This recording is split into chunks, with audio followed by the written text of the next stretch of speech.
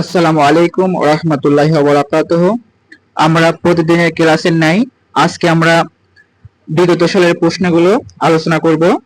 একটু লক্ষ্য করেন, আমরা প্রথমে দেখতে পাচ্ছি ডয়বেন্ডরের একটি কি ধ্বনি। এখানে অপশন আছে ক নাম্বারে তরল, উষ্ণ, কম্পনজাত, তারণজাত। আমরা পড়েছিলাম ডয়বেন্ডরের একটি তারণজাত ধ্বনি, তাহলে এখানে অ্যান্সার কি হবে? এখানে অ্যান্সার হবে তারণজাত, ঘ নাম্বার। এরপর দেখি আমরা বাংলা ধ্বনিতত্ত্বের জিহ্বার উচ্চতা অনুসারে প্রথম বাংলা স্বরধ্বনি কোনটি? এটা ঢাকা বিশ্ববিদ্যালয়ে 21-22 সেশনে এসেছিল। আচ্ছা, আমরা অপশন দেখি। ক নম্বরে স্বরেও, খ নম্বরে স্বরেয়া, গ নম্বরে রস্বই, ঘ নম্বরে ও। আমরা পড়েছিলাম যে হচ্ছে বাংলা ধ্বনিতত্ত্বের জিহ্বার উচ্চতা অনুসারে প্রথম স্বরধ্বনি হচ্ছে হস্যই, কেননা হস্যই ই উ এ ও এ ও আ। তাহলে পরে সে অনুসারে অ্যান্সার হবে গ নাম্বার, কেননা এখানে বলতেছে জিহ্বার উচ্চতা অনুসারে প্রথম বাংলা স্বরধ্বনি হচ্ছে হস্যই। এরপরে হচ্ছে নিচের কোন ধ্বনিটি বাংলায় নেই? দন্তেন্য, দন্তেস্ব, দন্তমূলীয়, ওষ্ঠ। আমরা জানি দন্তেস্ব এটা হচ্ছে বাংলা ধ্বনিতে নেই, এটা হচ্ছে অন্য ইয়েতে ধ্বনিতে রয়েছে। আচ্ছা, এরপরে কোনটি নাসিক্য বর্ণ? এটা হচ্ছে রাজশাহী বিশ্ববিদ্যালয়ে 21-22 সেশন এসেছিল। আচ্ছা, আমরা অপশন দেখি। র, খ, ধ, দন্তেন্য। আমরা পড়েছিলাম যে নাসিক্য ধ্বনি হচ্ছে দন্তেন্য, তাহলে সেই অনুসারে এখানে অ্যান্সার কোনটা হবে? এখানে অ্যান্সার হবে দন্তেন্য। এরপরে স্বরবর্ণের সংক্ষিপ্ত রূপকে কি বলে? ফলা, কার, ধাতু, প্রত্যয়। আমরা পড়েছিলাম যে স্বরবর্ণের সংক্ষিপ্ত রূপকে বলা হয় কার, তাহলে সেই অনুসারে অ্যান্সার কি হবে? অ্যান্সার হবে কার। এরপরে আমরা দেখি এখানে কি বলতেছে, কোনগুলো অঘোষ অল্পপান ধ্বনি।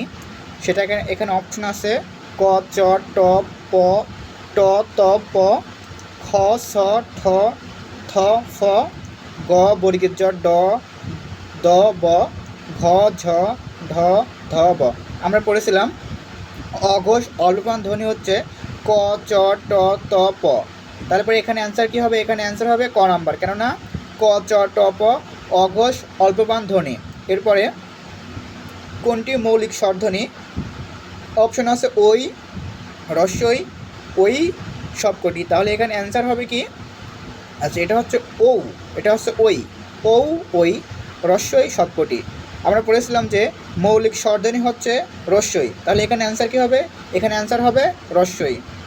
এরপরে প বর্গের বর্ণ সংখ্যা কতটি? 5টি, 6টি, 3টি, 4টি। আমরা জানি প, ফ, ব, ভ, ম, তাহলে কত হচ্ছে? 5টি। প, ফ, ব, ভ, ম, তাহলে এখানে অ্যান্সার কত হবে? এখানে অ্যান্সার হবে 5টি। এরপরে ধ্বনির প্রতীককে কি বলা হয়? আমরা পড়েছিলাম যে ধ্বনির প্রতীককে বলা হয় বর্ণ। এখানে ছন্দ হবে না, সংকেত হবে না, শব্দ হবে না। এরপরে আমরা দেখি জ্ঞান শব্দের যুক্তবর্ণ কোন কোন বর্ণের মিলনে গঠিত হয়েছে? ইং প্লাস বর্গীয় জ প্লাস ইং প্লাস গ, গ প্লাস ইং। আমরা জানি জ্ঞান এটা হচ্ছে আপনার বর্গীয় জ প্লাস ইং। এটা অ্যান্সার হবে হচ্ছে আপনার খ নম্বর, কেননা ইং প্লাস বর্গীয় জ হবে না, আগে বর্গীয় জ তারপর ইং, সেজন্য অ্যান্সার হবে খ নম্বর। আচ্ছা, এরপরে ভাষার মূল উপাদান কি? আমরা পড়েছিলাম যে ভাষার মূল উপাদান ধ্বনি। এখানে বাক্য হবে না, শব্দ হবে না, বর্ণ হবে না, অ্যান্সার হবে ধ্বনি। ভাষার মূল উপাদান ধ্বনি। এটা বারবার পরীক্ষাতে আসে, এটা ভেরি ভেরি ইম্পর্টেন্ট, এটা অনেক পরীক্ষাতে আমরা আসতে দেখেছি। আচ্ছা, এরপরে ধ্বনি পরিমাপের ক্ষুদ্রতম মানদণ্ডকে কি বলা হয়? আমরা জানি ধ্বনি পরিমাপের ক্ষুদ্রতম মানদণ্ডকে বলা হয় মাত্রা। অক্ষরও হবে না, পর্ব হবে না, জ্যোতি হবে না, অ্যান্সার হবে মাত্রা, কেননা ধ্বনি পরিমাপের ক্ষুদ্রতম মানদণ্ডকে বলা হয় মাত্রা। এরপরে বাকযন্ত্রের মধ্যে সবচেয়ে সচল ও সক্রিয় প্রত্যঙ্গ কোনটি? অপশন আছে ক নম্বরে কণ্ঠনালী, খ নম্বরে জিহ্বা, গ নম্বরে তালু, ঘ নম্বরে দাঁত। আমরা জানি বাকযন্ত্রের মধ্যে সবচেয়ে সচল সক্রিয় প্রত্যঙ্গ হচ্ছে জিহ্বা। এখানে আমরা অনেকেই বলি জিহ্বা উচ্চারণ করি জিহ্বা, এখানে জিহ্বা হবে না, উচ্চারণ হবে জিহ্বা, জিহ্বা। তাহলে এখানে অ্যান্সার কী হবে? জিহ্বা।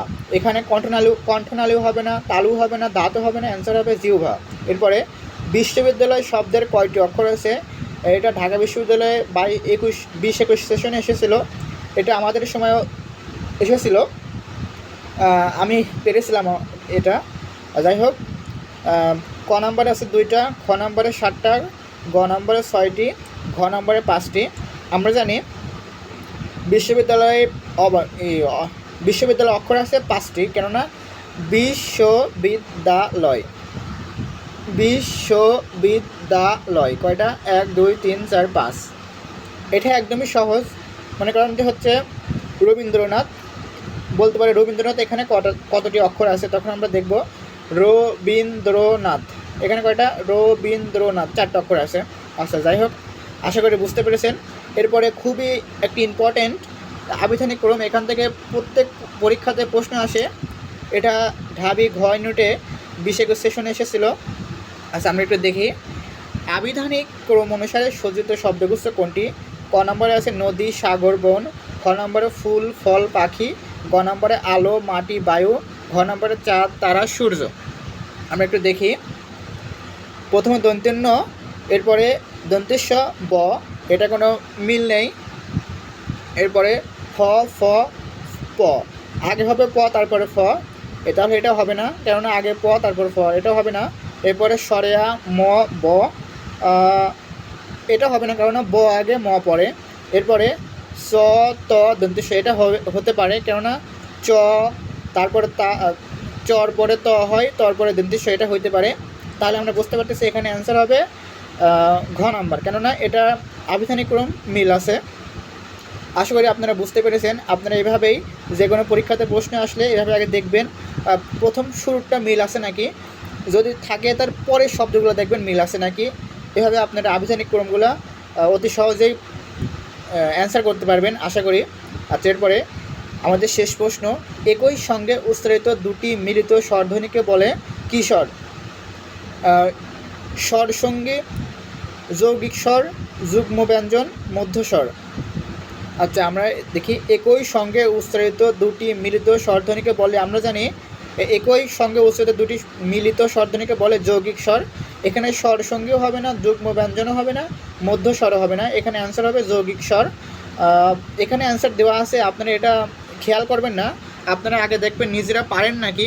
যদি না পারেন তখন আপনারা এখানে অ্যান্সার দেখবেন, আগে নিজেরা চেষ্টা করবেন, দেখবেন পারেন নাকি। আশা করা যায় আপনারা আজকের ক্লাসটি বুঝতে পেরেছেন। এবং আজকে এটা হচ্ছে দ্বিতীয় ক্লাস। প্রথম ক্লাসটি এই চ্যানেলের প্লে লিস্টে দেওয়া আছে, আপনারা আগে প্রথম ক্লাসটা দেখবেন, তারপর এই ক্লাসটা দেখবেন। আশা করি অনেক উপকৃত হবেন। ধন্যবাদ সবাইকে। আসসালামু আলাইকুম ওয়া রাহমাতুল্লাহ।